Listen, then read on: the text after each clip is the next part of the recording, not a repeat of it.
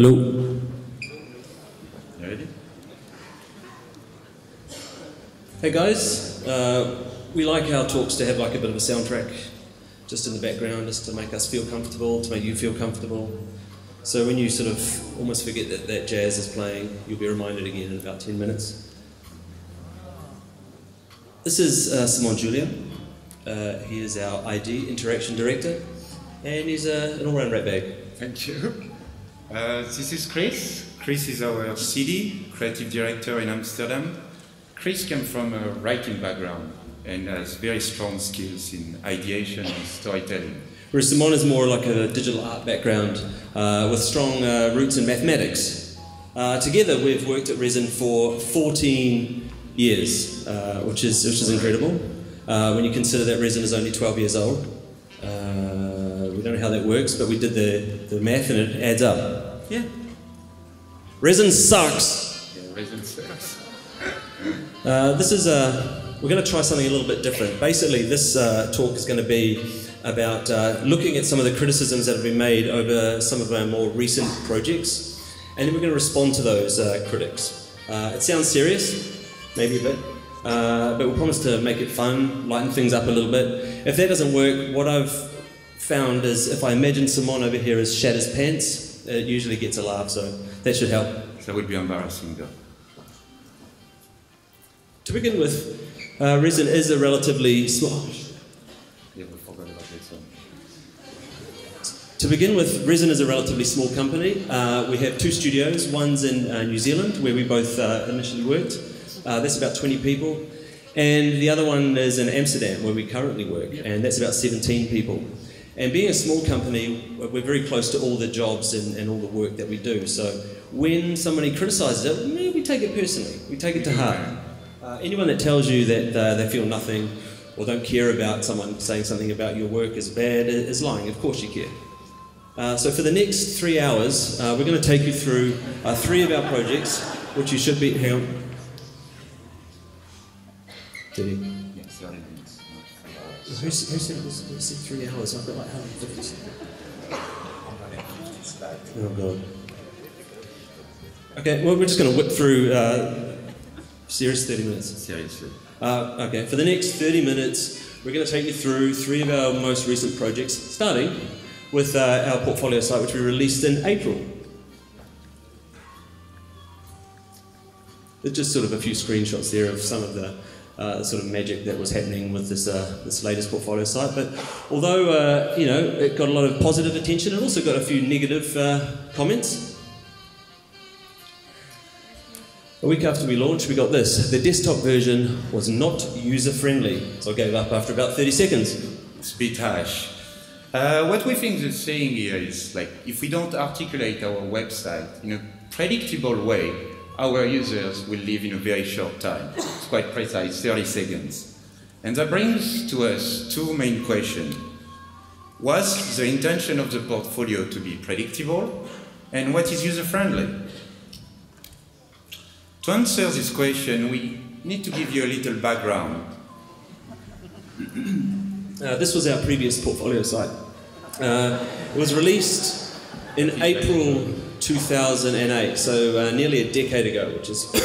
sorry, I've choked on some water. Yeah, 2008, so it's been around for a while. It was well loved, beloved even, and its personality has stood the test of time for that incredible nine years. 9 years, yeah. Which is nuts. At the start of the year, we were the last digital studio to still had a Flash website, Flash with a capital F.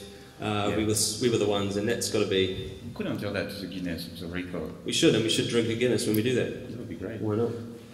Looking back at it, the site contained the essence of what we tried to do with the new version, which was to be surprising, engaging, reflecting our personality, and pushing digital boundaries. Not user-friendly, so I gave up. So was it our intention to make our user giving up? Obviously not. The goal was to create...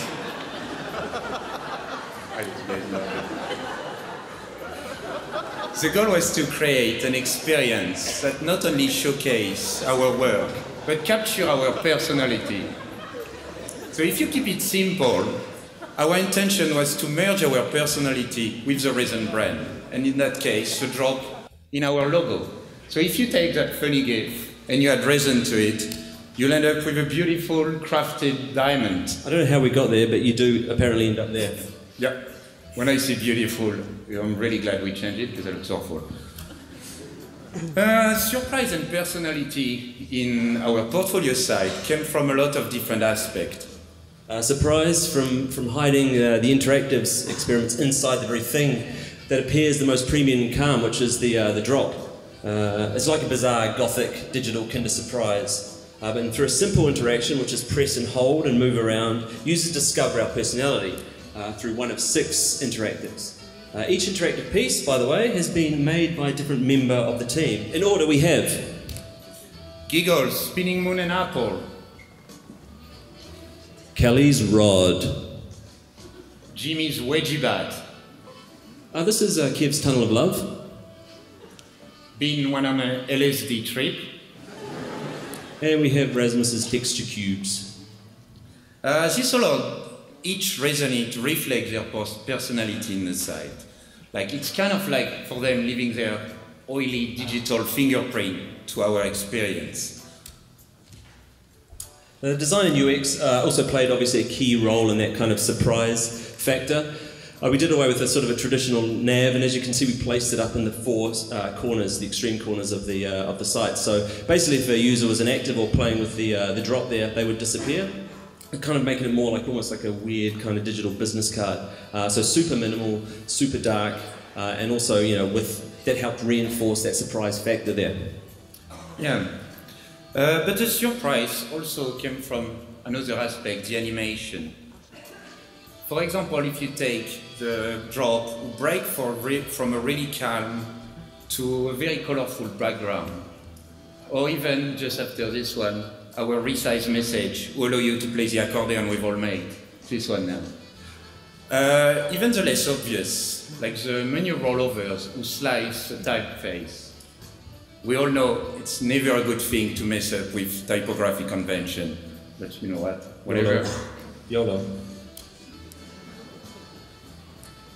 Let me tell you about what we try to achieve, I guess, as one of our main goals, which we believe is the main goal of any studio portfolio, which is to be memorable. Just a little quick anecdote. Over there, again, is our old RESN site. We became known not for our name. A lot of people didn't know who RESN was, but they did know the amazing Exploding Swans rollover. So we became known as the, hey, it's those Exploding Swans rollover guys. And I guess we're trying to achieve the same level of interaction and surprise with the current site. So hopefully one day, in an elevator, in a toilet. I really hope it's not in a toilet. Someone, maybe tap you on the back and say, "Hey, aren't you the accordion resize guys?" That's the dream. Not user-friendly. So that brings us the question: what is user-friendly? And to answer this question, we need to look at what our users, our audience. In our case, it's quite simple. It's mostly potential clients. So for us, it's agencies or brands, or people interested in RESN, who want a job, collaboration, or simply want to say hi. Just come around and say hi. Yeah. Or even people who want to criticize our work, obviously. If you look a bit further, this audience is quite tech-savvy and well-versed in digital advertising. So with them in mind, we really try to articulate our portfolio around our brand, the drop, and put the work aside for a bit. It's kind of like flipping it on its head.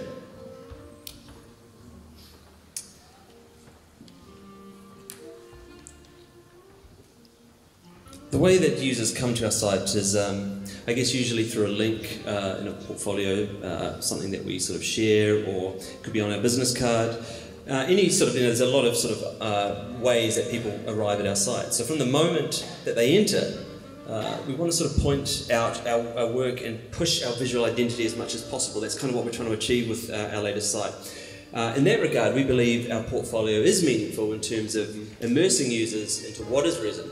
It may be unconventional, but definitely it's our user-friendly. Definitely our users. Let's look at a second project that was also released this year, and it's called Converse Diamonds. So this was an interactive music video which was featuring Korean hip-hop superstar Keith Ape and Converse, and it was kind of a GIF-based dystopian future wet nightmare, basically. Wasn't only good critics, was it? No. And that's the critique we just received. Web, or should it be video awards? Based on HTML and video, not satisfied. I'm very positive it will not increase sales. Okay, let's break that rather weird comment up into its parts. Web, or should it be video?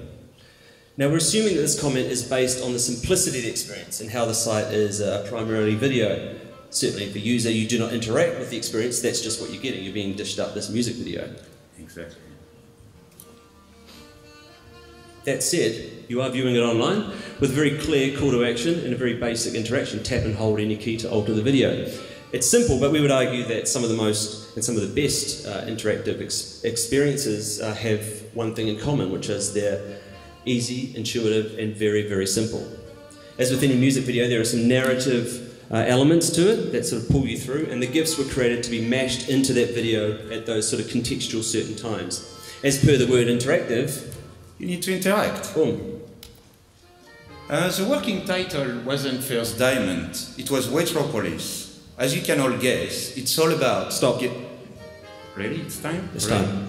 Really? Yeah, serious. You ready? I don't have my glasses. No, that's fine. Okay. Can you do it without your glasses? Yeah, sure. 3, 2, 1, go.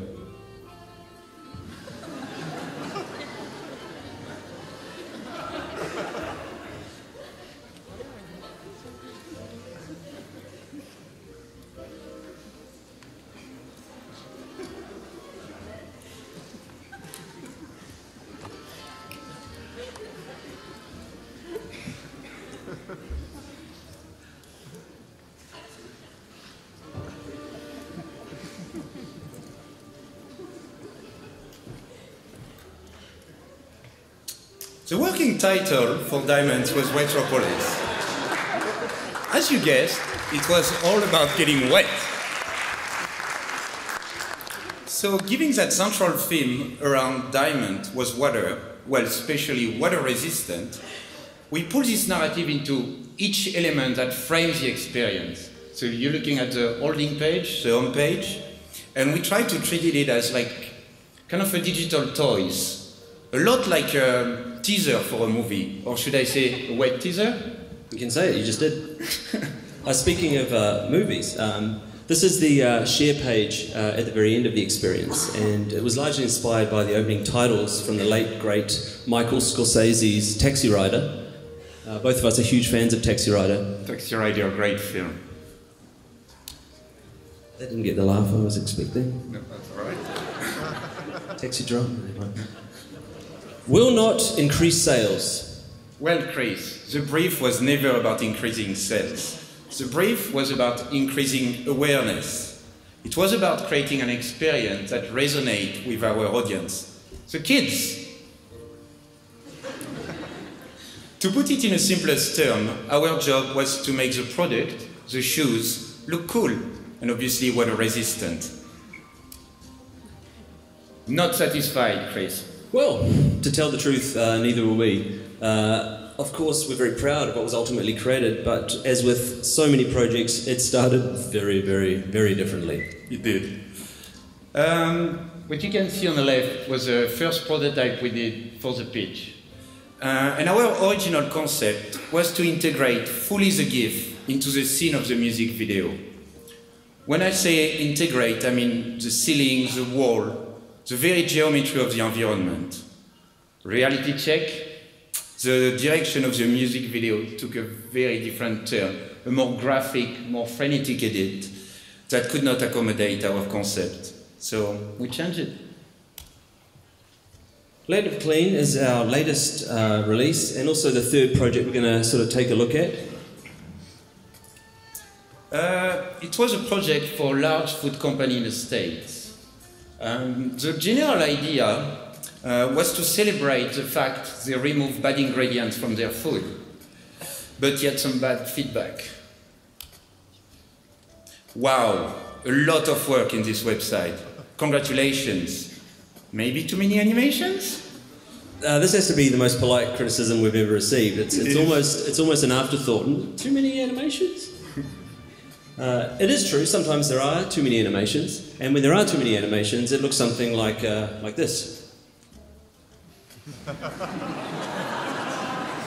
is quite a lot of animation. Everywhere you look, it's just animations. Everywhere you look is animations. Okay, switch, turn it off, it's too much. To respond to that statement, we have to first ask, what are we building? What are we building, Kris? We're building a game, Simon. I don't know about you, Simon, but I like my games to have, especially video games, have a little animation. Mm-hmm. I mean, otherwise it's just, I don't know, a book. Yeah, it looks like a book. In every interactive experience, you have different types of animation. So we try to break our project into 3 categories. Ambient animation, transitional animation, and gameplay animations. Let's start with ambience. Mm-hmm. So believe it or not, all of these elements were created practically in a shoot. All the food, everything that you see. It was a 4-day shoot.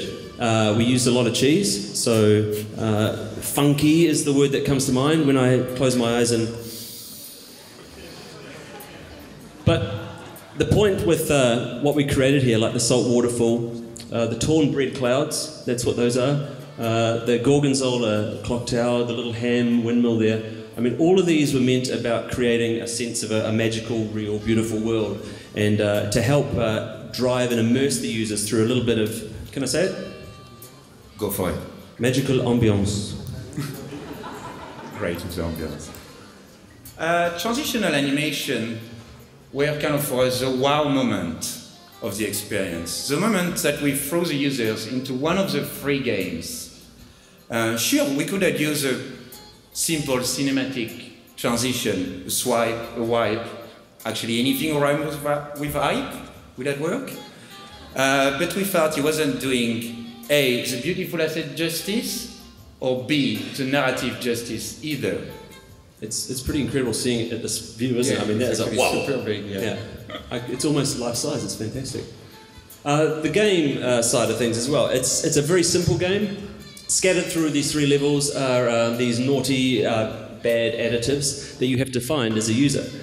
So you get all these little clues, visual clues, animated clues, and lots and lots and lots of them.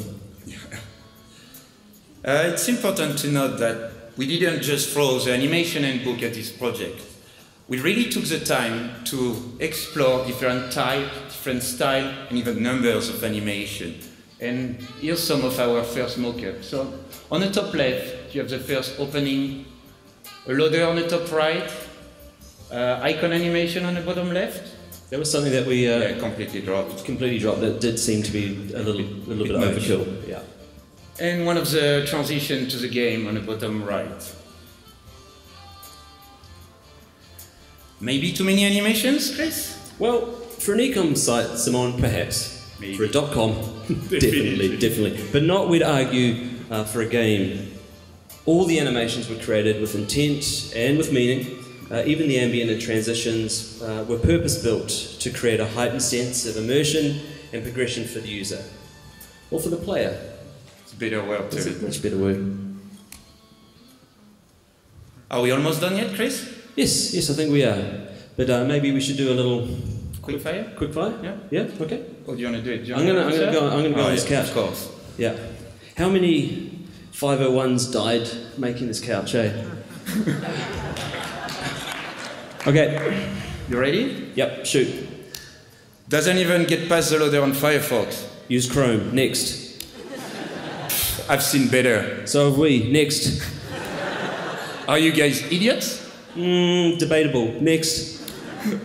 Watch it on Salvia. Literally had a panic attack and proceed to shit myself. Yeah, we were. Yeah, we're sorry genuinely about this one. sorry about that one, guys. We are really sorry. We owe you some pence. Yeah. That was Thank us. you. That was us. Thank you, guys. Do you have a moment for question? Great. Yeah. Fantastic, thank you.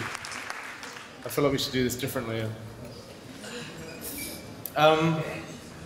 Okay, so how important is it to challenge conventions, status quo, for you guys? Challenge. How important is it for you to? Important? Yeah. It's really important for RESN. It's what we try to say with our portfolio. It's kind of our personality. So we try to reflect that aspect in everything we do. I think it's also part of our culture as well. The guys, we're fortunate enough to have some really, really magical guys and girls working for us, and it's important for them as well to not get bored. So they're always wanting to try and explore and trying to do something different and achieve it in a different way that surprises, hopefully. Yeah. What is it with the water in New Zealand? What is it, what? With the water in New Zealand. Because I've got a friend, David Minty, Kiwi, just the same as you guys. I use a filter, so yeah, maybe a faulty filter. I don't know.